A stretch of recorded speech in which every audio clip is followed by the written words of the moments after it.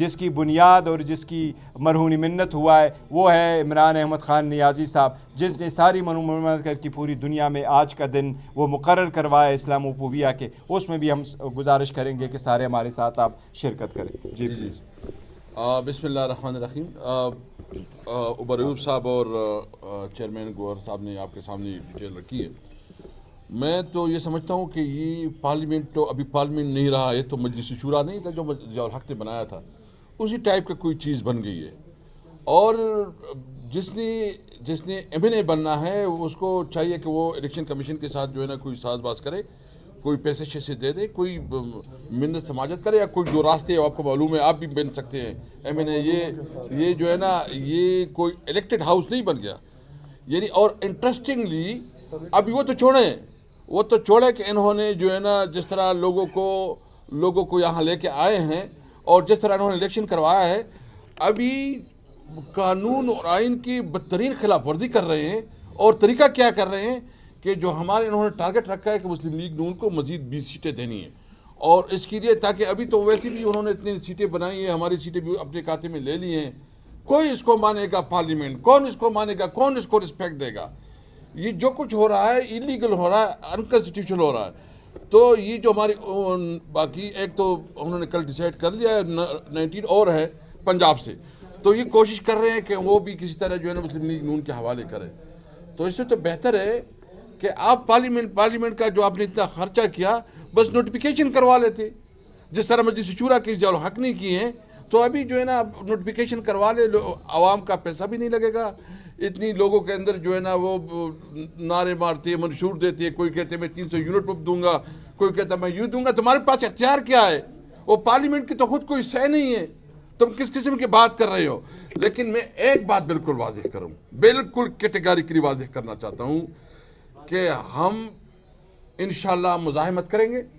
میں اپنی ورکر کو بھی یہ تسلی دینا چاہتا ہوں، دیکھیں یہ ایک لمبی جنگ ہے، یہ مختصر نہیں ہے. There is a long way to go. ہمیں جو ہے نا لمبا سفر جو ہے نا کرنا ہے. امید ہماری انشاءاللہ امید ہماری شکل میں امید ہوگی، اور ہم اس ملک کو وہ ملک بنائیں گے، وہ پاکستان بنائیں گے جو قائد اعظم کا پاکستان، جس میں آئین اور قانون کی حکمرانی، جس میں ہر شہری کی حقوق برابر ہوں گے. اور یہ جو کر رہے ہیں، جو کھلواڑ کر رہے ہیں اور پسند اور ناپسند کی بنیاد پہ جو یہ آگے پیچھے ہو رہا ہے، انشاءاللہ ختم ہوگا. وہ دن قریب ہے جب خلق خدا جو ہے نا طاقت میں ہوگی. میں اس لیے کہتا ہوں کہ آپ تھوڑا ویٹ کریں، جس طرح یہ ہمارے ساتھ کر رہے ہیں اس سے انشاءاللہ میں آپ کو وعدہ کرتا ہوں کہ انشاءاللہ ان کی ایوان میں بھی مقابلہ کریں گے اور روڈ پہ بھی ان کا مقابلہ کریں گے. ہم مزاحمت کے لیے اپنے آپ کو تیار کر رہے ہیں.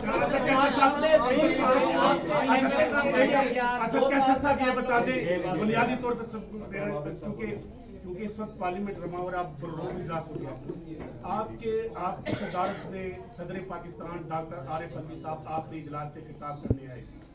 جو منظر تھا وہ سب کو یاد ہے، ریکارڈ پہ موجود ہے. صدر پاکستان آصف علی زرداری جلد پارلیمنٹ کے مشترکہ اجلاس سے خطاب کرنے والے ہیں. پاکستان تحریک انصاف کا جو مینڈیٹ چور کا یہ موقف ہے، اس موقع پر پارلیمنٹ کے مشترکہ اجلاس کے موقع پر آپ کا کیا موقف ہوگا؟ اور دوسرا، ان آرڈیننس کو آپ مسترد کرنے کی قراردادیں لا سکتے تھے جو آپ کو تو جب بہتر جانتے ہیں ہم سے، تو یہ آپ سے نکل جذب نہیں کہ آپ اس کے پہلے قرارداد مسترد بھائی جان ہم نہیں، ہمیں تو پتہ نہیں تھا نا، ابھی آ گئے تو اس طرح تو نہیں ہوتا، اسمبلی تو اس طرح نہیں چلتی. اور ہم نے ہمیشہ کیا ہے جب ہم کوئی قانون لے کے آتے تھے ہم اپوزیشن کو اعتماد میں لیتے تھے، اور یہ پارلیمنٹ کا پروگیٹو ہے کہ وہ اس کو دیکھے، وہ اس کو سمجھے، اس کے اوپر بات کرے، باس ہو جائے. اس طرح کبھی نہیں ہوا.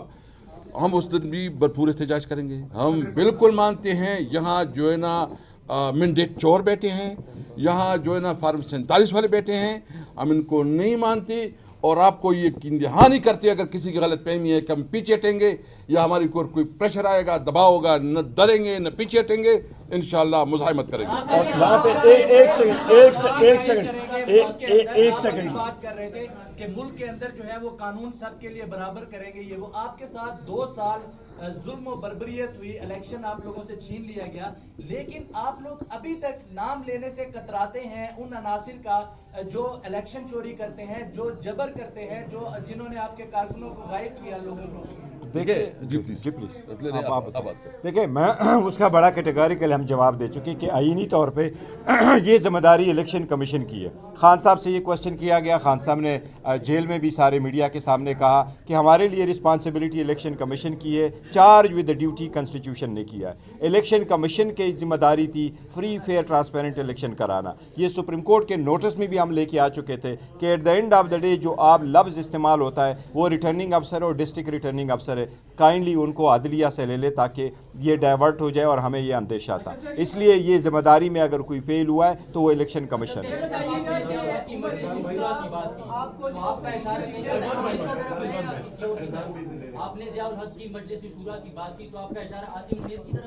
دیکھیے میں جو اس وقت جو سب کچھ ہو رہا ہے, جو جس طریقے سے سب کچھ چل رہا ہے, یہ مجلس شورا سے کوئی آگے بڑی بات نہیں ہے.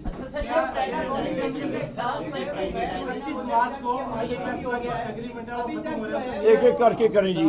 معروف صاحب پہلا اجلاس جو ہے وہ غیر مدت تک ملتوی بھی ہو گیا اور ابھی تک اپوزیشن لیڈر کا کوئی فیصلہ نہیں ہوا. آج بھی کہا گیا کہ اسکروٹنی کا عمل جاری ہے. جیسر صاحب آپ یہ بتائیے گا, آپ اسپیکر ہیں, کیسی اسکروٹنی ہوتی ہے, یہ اس کے اوپر اتنی دیر کیوں لگ رہی ہے؟ میں تو کہتا ہوں کہ یہ بہت نامناسب ہے. اپوزیشن لیڈر بیسیکلی جب الیکشن ہوتا ہے پرائم منسٹر کا, تو جو پرائم منسٹر بن جاتا ہے وہ پرائم منسٹر, جو اس کے مقابلے میں ووٹ لے لیتا ہے تو پبلک میں ہو جاتا ہے کہ وہ اپوزیشن لیڈر ہو جاتا ہے. میں سمجھتا ہوں کہ اسپیکر صاحب جو ہے نا اس میں اگر ڈیلینگ ٹیکٹکس کر رہے ہیں تو وہ نامناسب ہے. ان کو امیڈیٹلی جو ہے نا اپوزیشن لیڈر کا جو ہے نوٹیفیکیشن نکالنا چاہیے. وہ اسکروٹنی پروسیس ایز سچ بہانہ ہے, ان کو امیڈیٹلی آئین اور قانون کے مطابق امیڈیٹلی ان کو نوٹیفائی کرنا چاہیے.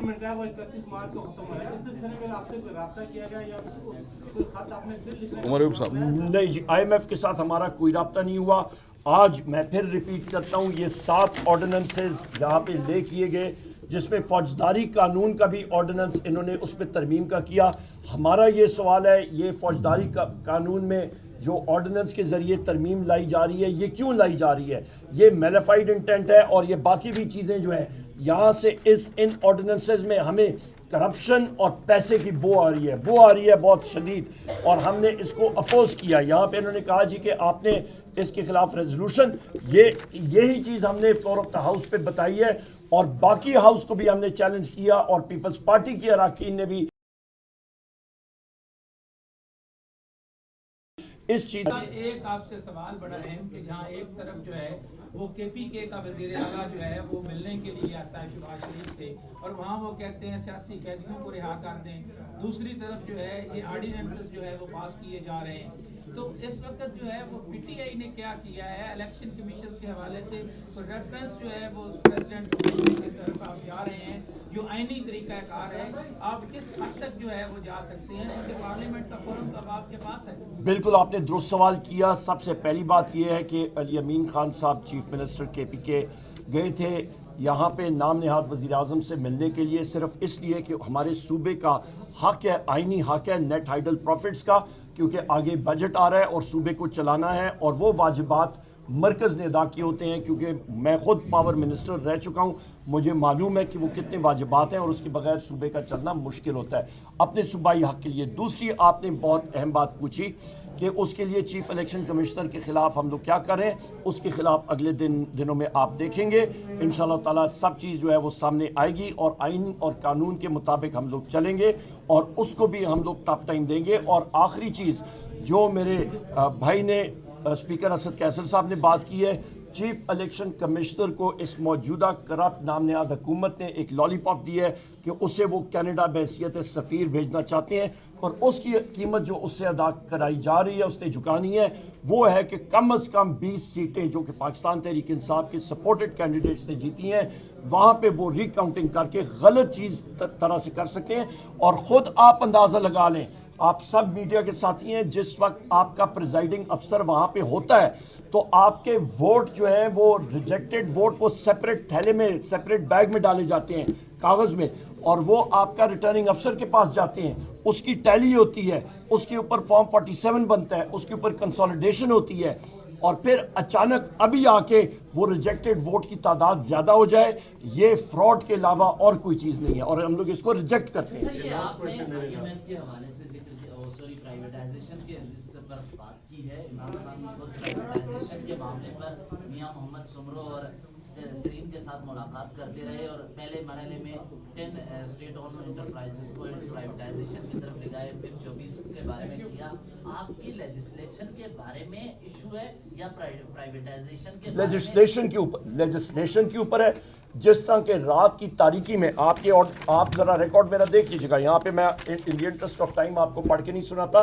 بنیادی طور پہ جو حکومت کرنے جا رہی ہے وہ ترمیم کرنے جا رہی ہے کہ اس ادارے کا بورڈ یا وہ لوگ, ان کی مرضی ہوگی کہ کیا وہ کچھ کریں. جو آپ کا ایونٹ ہے, جو چیزیں ہوں گی وہ خود اس کا تعین کریں گے. حکومت کا اور اس چیز کا کوئی وہ تعین نہیں ہوگا. ٹرانسپیرنسی جو ہے وہ افیکٹ ہو رہی ہے. یہ اس چیز پہ ہمارا اعتراض ہے کہ اسٹینڈنگ کمیٹی کے سامنے آئی تھی چیز, اس پہ ڈیلیبریشن ہوتی. پرائیویٹائزیشن ضرور کریں پر اس کا طریقہ کار ٹرانسپیرنٹلی جو ہے وہ ہونا چاہیے. پبلک انٹرسٹ میں سر لیڈر صاحب کے اپوزیشن جو ہے وہ پارلیمان جمہوری نظام میں شیڈو مطلب آپ ویٹنگ فار پرائم منسٹر ہو سکتے ہیں, شیڈو پرائم منسٹر ہو سکتے ہیں. تو اس میں ایک پارلیمانی نظام میں ایک شیڈو کیبنٹ کا اعلان کر دیا جاتا ہے. تو آپ کے وزیر قانون صاحب, شیڈو وزیر قانون صاحب ہمارے سامنے موجود ہیں, وزیر خارجہ تو آپ پہ شیڈو کیبنٹ کا اعلان کرنے والے بالکل ہوگا انشاءاللہ. وائنڈ اپ کرتے ہیں. نیکسٹ انشاءاللہ.